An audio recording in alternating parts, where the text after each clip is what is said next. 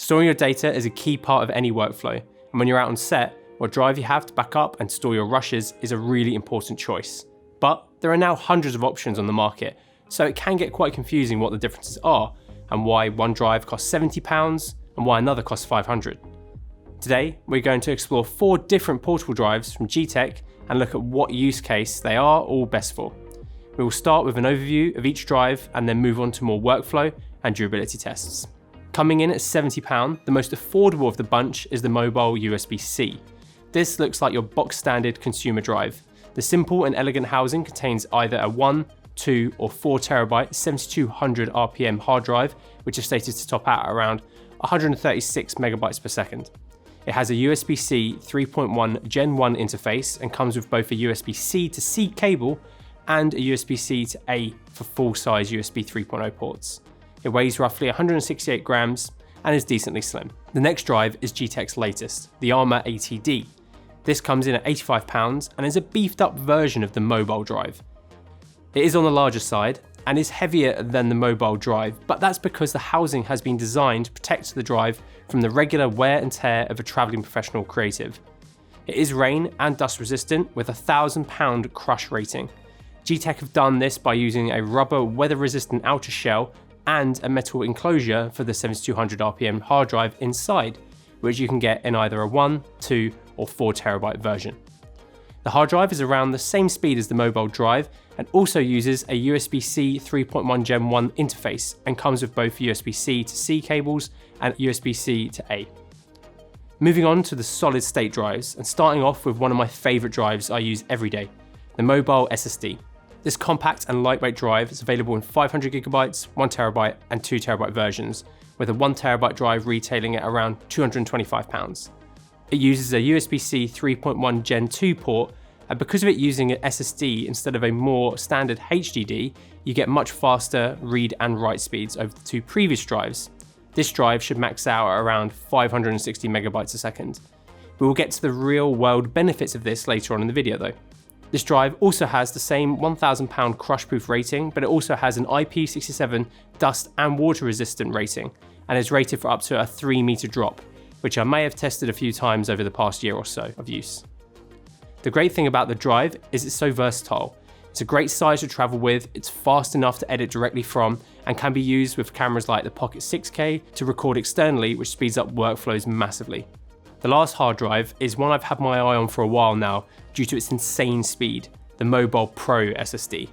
This drive is over twice the price of the mobile SSD, but it's also 5 times faster due to the PCIe based SSD inside and the Thunderbolt 3 port instead of the USB-C of the mobile SSD. It's also available in 500GB, 1TB and 2TB versions, and is not quite as compact as the mobile SSD, but it's still not massive and very portable. This doesn't have the same IP67 rating as the previous drive, but does have the same drop rating and crush-proof claim. But let's have a look at the real-world workflow differences between these 4 drives. For testing, we used our regular post-production builds, which have some pretty beefy specs. Our Gigabyte Z390 Aorus Extreme motherboards we used have 2 Thunderbolt 3 ports that can also be used with USB-C drives, so none of these drives will be bottlenecked by the port we used. Before getting into some real-world tests, we used CrystalMark benchmark to test the data rates on Windows and Blackmagic's disk speed test on OS X to see if they line up with what G-Tech quote. The Mobile Pro SSD managed to hit a max read of 2,864 megabytes per second and a write of 2,506 megabytes per second. The mobile SSD managed 563 megabytes per second read and 494 megabytes per second write. The Arri ATD managed 116 megabytes per second read and 137 megabytes per second write. And lastly, the mobile managed 53 megabytes per second read and 39 megabytes per second write. But how do all of these numbers translate into real-world transfer speeds? For our next test, we transferred a 156GB Canon Cinema Raw Light piece-to-camera clip from our internal MacBook Pro 2018 SSD to the various drives. Starting off with the crazy fast Mobile Pro. Using the Thunderbolt 3 of the MacBook Pro, this transfer only took 1 minute and 43 seconds. That's incredibly fast.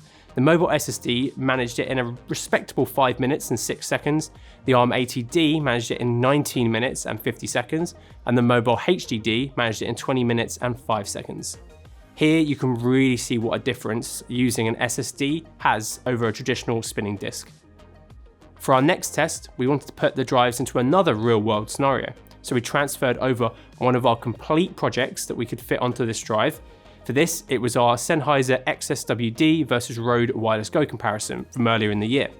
For these tests, I used the main editing rig, which has some pretty decent specs. It has an i9 9900K housed inside the Gigabyte Aorus Extreme motherboard, 32 gigs of RAM, and an EVGA RTX 2080.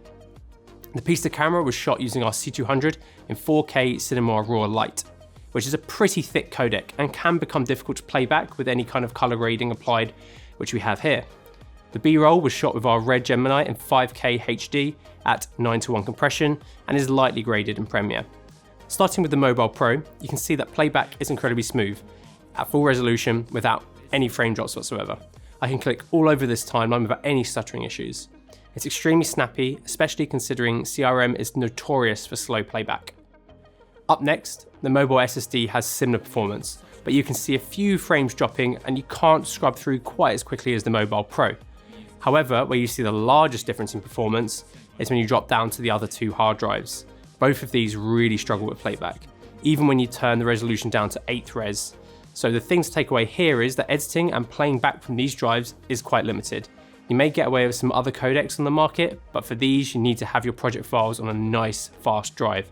As well as some real world performance tests, we also want to try out some more durability tests. All of these drives come with extended warranties from G-Tech, which is great, but keeping your data safe is such an important part of backing up your footage while out on set. We took the hard drives to Epsom Common to shoot some nice B-roll, as well as test the FX9 for our last review, which you can check out here. During the entirety of the shoot, it was raining pretty heavily, enough for me to be worried about the drives, but when we returned, I tested the drives and they all worked flawlessly. However, that wouldn't be the case with our next set of tests. First off, we took all of the drives, slung them in a backpack, gave them a good shake, and then threw them on the floor. Afterwards, they all worked fine. After that, we wanted to drive over them with something. I felt like a car maybe a tad extreme, so we got one of our carts and run them all over.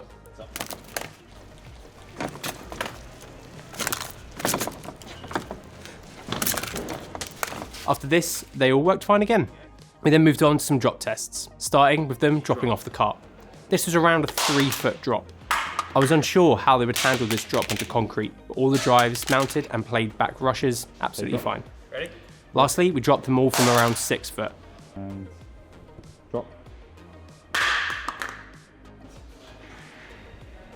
Drop.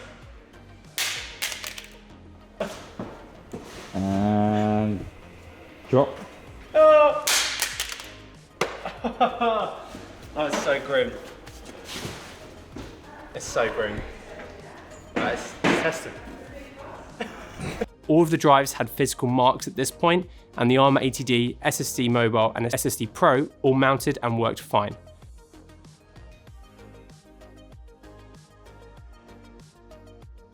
However, the USB-C HDD made a sound you really don't want to hear. I do feel sorry for you, Ollie.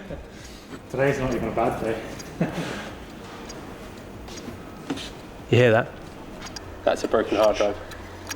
And a good example of the difference between the ARM and the SSD drives over this consumer level drive. So overall, to be honest, these are the results I expected. It's great to see the ARM ATD surviving a drop that the regular USB-C hard drive couldn't, and it shows how great the durability design is on the ARM. I didn't expect the SSD drives to break either, to be honest, because of the nature of solid state storage over the more delicate spinning disk hard drive options. But in conclusion, I think each one of these drives has its place. The mobile drive is your standard bus-powered external hard drive with very minimal wear and tear protection and a slow 7200 RPM hard drive. But it's very affordable, compact, and simple. The ARM ATD is the mobile on steroids. Here you are paying for the extra protection and more rugged design. So this may be a good option if you don't want to pay for the mobile SSD or if you require a larger amount of storage than what's available with the mobile SSD. Personally, I think the mobile SSD is the best bang for the buck out of the lot. You get awesome read and write speeds because of the SSD housed inside, and with that, the benefit of not having any moving parts inside, unlike the previous two drives. The housing is extremely solid, and it's the only drive in the bunch that has an IP67 rating. I think that this drive is a perfect combination of speed, durability, and price out of the whole bunch, and is our go-to drive when you are wanting to offload files while on location or traveling because of it. The Mobile Pro SSD is a good option if you are looking for an extremely fast and reliable working storage solution. This would be a great companion drive to any DIT on set with a Thunderbolt 3 capable workstation, wanting fantastic playback speeds in a durable and reliable housing. Well, that's been our roundup of the portable hard drive offerings from G-Tech. Let us know what drive you would choose to invest in out of the bunch, and for future videos, make sure you're subscribed, and I'll see you in the next one.